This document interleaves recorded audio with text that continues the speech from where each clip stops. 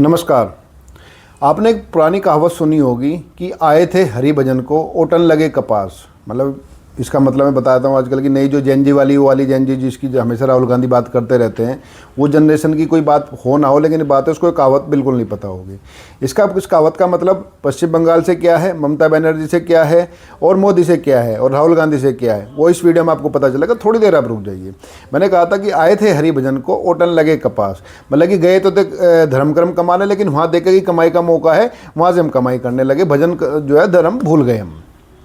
हुआ ठीक यही है कि जिसके लिए देखो कहा जाता है ना कि भाई जो गड्ढा किसी के लिए खोदता है उस पर गिरता है। इस एसआईआर को लेकर के, जो एसआईआर मतलब जो क्लास टीचर वाले सर नहीं, वैसे सर कहते हैं इसको, लेकिन है ये एसआईआर। ये स्पेशल, आप इसको साधारण भाषा में समझ लीजिए कि जो वोटर लिस्ट हमारे बनी हुई है, जो वोटर आई कार्ड हमारे बने हुए हैं, उनको इंटेंसिवली उनका इंस्पेक्शन कर रहे हैं ये, कि भाई ये एसआईआर के जरिए पता चल जाएगा कि कौन वोटर नए जुड़े हैं, कौन पुराने हैं, कौन इस दुनिया में रहे नहीं, और कौन इस दुनिया में ना रहते हुए भी इस दुनिया के सारे काम कर रहे हैं, उन सब इस एसआईआर के जरिए पता चलेगा। एसआईआर से पहले राहुल गांधी ने बिहार में वोट यात्रा निकाली, जिसको वोट चोरी यात्रा कहा जाता है। तो इस वोट चोरी यात्रा ने और कुछ किया हो या ना किया हो, एक काम जरूर कर दिया है कि मतदाताओं के मन में एक अजीब सा डर जरूर पैदा कर दिया कि भैया अगर तुम्हारा वोटर लिस्ट में नाम ना हुआ तो तुम्हारे साथ पता नहीं क्या हो जाएगा। अब इस डर का नतीजा बिहार में ये हुआ कि भैया जो दूर दूर तक लोग गए हुए थे, दूसरे प्रदेशों में कामकाज के लिए जाते हैं, आमतौर पर इतने लोग वोट डालने नहीं आते थे, लेकिन अब की बार वोट चोरी यात्रा ने और एसआईआर को लेकर के विपक्ष ने ऐसा माहौल बनाया कि लोग डर गए। देखिए, इसमें एक पहलू और समझिए आप,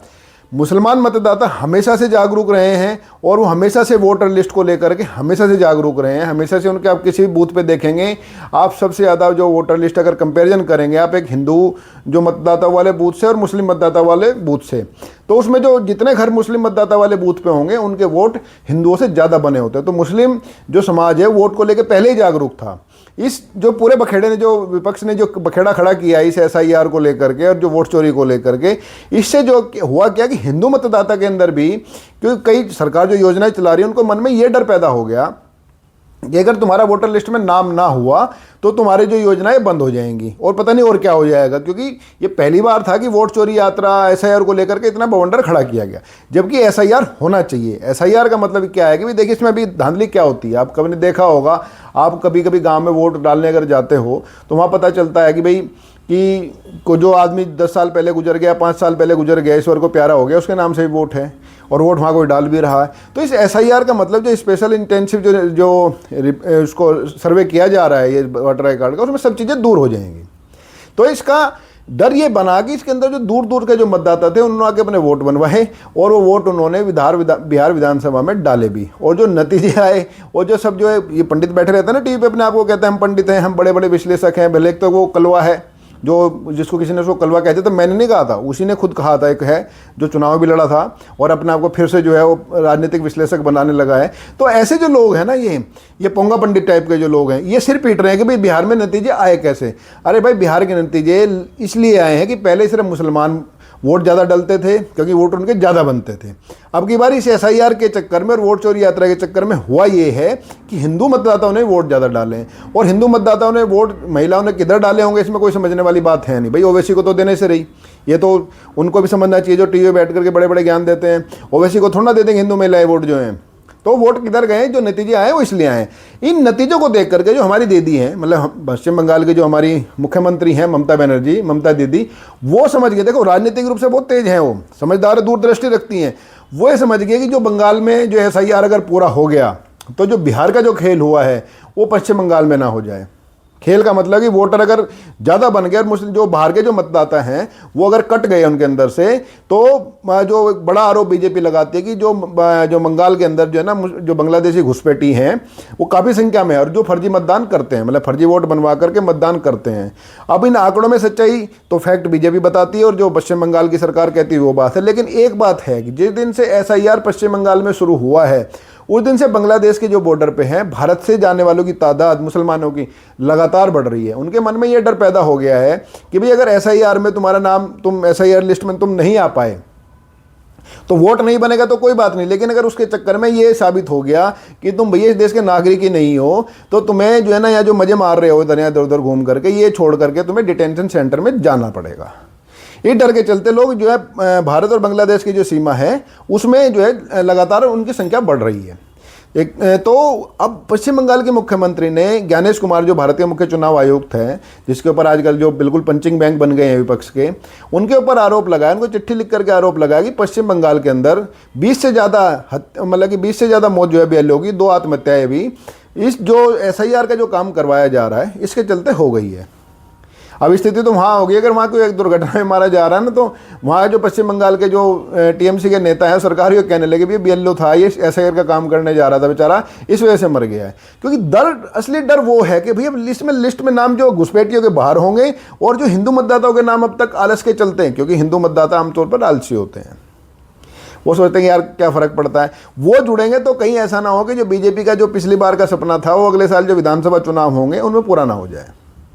और कांग्रेस तो वहाँ निपटी गई है, अब तो आमने सामने जो टक्कर है BJP की और जो है TMC की है। तो उस दिन जो है, जिस दिन जब बिहार के चुनाव नतीजे आए थे, उस दिन जो है मोदी ने कहा भी था, जो अपना चुनावी भाषण जीतने के बाद दिया था भाई यहाँ BJP कार्यकर्ताओं को दिल्ली में अपने BJP ऑफिस में, कि जो बिहार से जो जीत की गंगा निकली है ये पश्चिम बंगाल जाती है। तो इस भाषण से भी जो है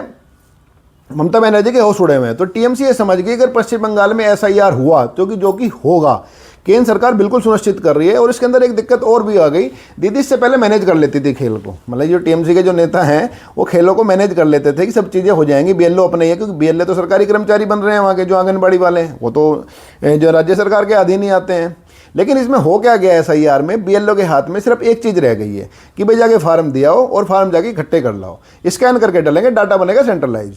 तो उसमें जिसका डाटा नाम जुड़ना या नाम ना जुड़ना ये BLO के हाथ में अब है ही नहीं। ये सबसे बड़ी घबराहट का कारण है ममता बनर्जी के लिए कि भाई ये तो ऐसा काम हो गया और कि भाई ये ना इधर आगे जाए तो कुआं, पीछे जाए तो खाई, कि भाई अगर SIR होने देते हैं तो घुसपैठिए बाहर होंगे, वोट परसेंटेज अपना गड़बड़ाएगा तो तय है, और जो है पीछे होने देते कुआं इसलिए है कि भाई अगर ये ठीक ठाक तरीके से हो गया तो हिंदू मतदाता निश्चित तौर पर इसमें बढ़ेंगे, महिलाएं खास करके जो बढ़ेंगी, तो वहाँ मामला ना गड़बड़ हो जाए। और BJP ने पूरी ताकत झोंकती है कि पश्चिम बंगाल में SIR समय से हो, जो कि होगा भी, क्योंकि ये कानूनी प्रक्रिया है, सुप्रीम कोर्ट ने भी इसको रोका नहीं है। तो वहाँ सब चीज़ें जाकर के हुई हैं ये। तो होते होते स्थिति अब ये आ गई है कि पश्चिम बंगाल के मुख्यमंत्री ने ज्ञानेश कुमार को चिट्ठी लिखी है कि जो है इसको रोका जाए तुरंत। लेकिन जो है चुनाव आयोग को उसको रोकेगा नहीं, जब सुप्रीम कोर्ट ने हरी झंडी दे दी है तो किसी मुख्यमंत्री के कहने से जो SIR थोड़ा ना रुकेगी, और रुकनी भी नहीं चाहिए, क्योंकि मतदाता सूची जो का शुद्धिकरण किसी भी चुनाव प्रक्रिया के लिए सबसे महत्वपूर्ण है और ये जरूर होना चाहिए। लेकिन इससे जो है ना BJP की जो राजनीति है उसका तो जो होगा वो होगा, लेकिन इससे जो है ममता बनर्जी की जो SIR ने जो ममता बनर्जी की जो राजनीति है उसको उल्टे सिर खड़ा कर दिया है कि उनको समझ नहीं आ रहा अब करें क्या। क्योंकि पश्चिम बंगाल से घुसपैठिए हैं, सब जानते हैं, बांग्लादेशी घुसपैठिए हैं वहाँ, और घुसपैठिए अब धीरे धीरे बाहर भी जा रहे हैं। तो ममता बनर्जी रह करके जो है इंडिया गठबंधन में जो पहले जो है उन्होंने छोड़ा था, रह के राहुल गांधी को कोस रही है कि भैया तुमने क्या ये धनिया बो दिया, ना तुम इतने शोर मचाते SIR और वोट चोरी को लेकर के, ना लोगों में वोट बनवाने को लेकर इतनी जागरूकता होती। तो जागरूकता जो हुई है उसी यात्रा के कारण हुई है। तो राहुल गांधी की बहुत बड़ी उपलब्धि है, और ये जो इंडी गठबंधन है या इंडिया गठबंधन जो है विपक्ष की, सबसे बड़ी जो है इसकी उपलब्धि यही है कि लोगों को इन्होंने वोट बनवाने के प्रति जागरूक कर दिया। अब जागरूक वोटों को लेने में मोदी ने कमाल कर दिया। अब ये कमाल पश्चिम बंगाल में धमाल में ना बदल जाए, ये सोचकर पश्चिम बंगाल के जो मुख्यमंत्री है उनका जीना मुहाल हो गया है। तो उनके जीना मुहाल और जो मोदी के धमाल और जो राहुल गांधी और विपक्ष के जो है वोट यात्रा को लेकर के जो वोटों में वोट बनवाने की जो ललक है उसको बढ़ाने के लिए जो कमाल किया है, भारत का लोकतंत्र तो हमेशा विपक्ष को इस बात के लिए याद रखेगा कि पहली बार आज़ादी के बाद इस लेवल में, इसी स्तर पे लोगों के अंदर अपना नाम वोट लिस्ट में जुड़वाने का, वोटर लिस्ट में नाम शामिल करने का पूरा का पूरा एक जोश की तरह है, मतलब जिसको एक मैंडेट मान के चल रहे हैं, जिसको अब तक लापरवाही में छोड़ देते रहे, क्या फ़र्क पड़ना है। और जब आदमी एक बार वोट बनवा लेता है तो फिर वोट डालता भी है।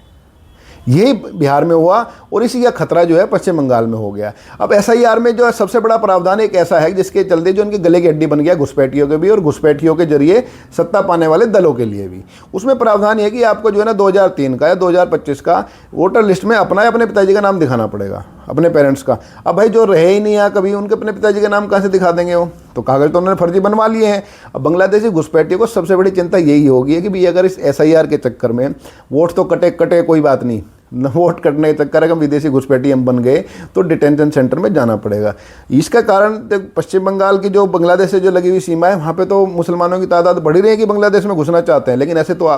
फ्री तो वीज़ा है ही नहीं ना वहाँ पे, कि फिर सीमा की नेपाल की तरह चले जाएंगे, पर वहाँ नहीं है। उसका चलते अब हुआ क्या है कि वहाँ से जो घुसपैठिए हैं देश के अलग अलग हिस्सों में जा रहे हैं। जैसे बिहार की सीमा लग रही है कि भले ठीक है वोट ना बने ना बने, इस देश में मजे तो मारेंगे रह करके, वहाँ यूनिस के पास जा करके क्या करेंगे जाहिल लोग के देश में, वहाँ तो भुखमरी है। पश्चिम बंगाल में जो लोग रह रहे हैं वो ये सच्ची जानते हैं जो बांग्लादेश से घुसपैठ करके आके बांग्लादेश में वो जो भुखमरी है, तो वो क्या कर रहे हैं जो घुसपैठिए हैं जो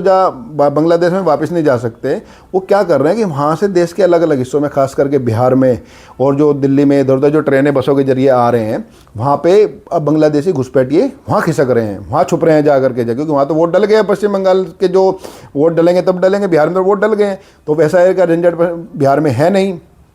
तो पुलिस को, राजनीतिक दलों को जो घुसपैठिए को बाहर करना चाहते हैं, उनको जरूर ध्यान देना चाहिए कि जो पश्चिम बंगाल से बस आ रही हैं उनमें जो लोग आ रहे हैं उनकी एक बार जो है स्क्रूटनी जरूर होनी चाहिए। कहीं ऐसा ना हो कि भाई घुसपैठिए भगाने के चक्कर में पश्चिम बंगाल से तो घुसपैठिए भाग जाएं, लेकिन वो घुसपैठिए बांग्लादेश से घुसपैठिए दिल्ली, राजस्थान, बिहार इसमें इधर उधर ना छिटक जाएं। तो अब SIR जो तो बिल्कुल होगा, तो समय पर SIR का नतीजा क्या निकलेगा, बिहार को देखते हुए सभी अपने अपने कयास लगा ही रहे हैं कि बिहार में जो हुआ है। लेकिन हाँ जरूर है कि ममता बनर्जी उस दिन को जरूर कोशिश रही जिस दिन ये राहुल गांधी ने पूरा मुद्दा उठाया था। वो बात ये हुई कि भाई जो मैंने स्टार्टिंग में कही थी कि भाई आए थे हरिभजन को, उठन लगे कपास। अब तो भाई कपास तो इसमें से निकलेगी। अब कपास से जो ना बढ़िया खद्दी का जो है कोट कौन बनवाएगा चुनाव के बाद, वो देखने वाली बात है। वैसे मोदी जी कह ही चुके हैं अपने भाषण में कि भाई जो बिहार से जो जीत के गंगा निकली है पश्चिम बंगाल आएगी। अब तो जो है दीदी और जो चुनाव आयोग और मोदी, इसी के हाथ में सब कुछ है। बाकी जो पश्चिम बंगाल में जितने नए मतदाता जुड़ेंगे वो किधर जाते हैं, चुनाव परिणाम इस पर निर्भर करेगा। अगला कोई अपडेट आएगा तो फिर बताऊंगा। आपसे अनुरोध है कि इस वीडियो को जो है ना पसंद कीजिए और उस पर कमेंट कीजिए आपका क्या मानना है, और चैनल को सब्सक्राइब कीजिए। आपका बहुत बहुत धन्यवाद।